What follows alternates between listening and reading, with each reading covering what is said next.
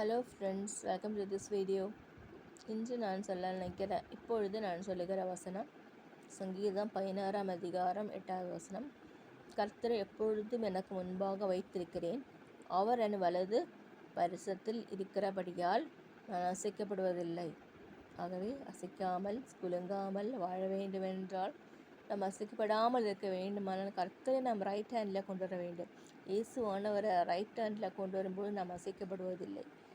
Right handle நம்ம right hand இது அதில் வலது அந்த கரத்தில் பைபிள் வசனம் ஜெபம் எல்லாம் ஏறெடுக்க நாம் தயாராக வேண்டும். அசைக்கப்படாமல் இருப்போமாக.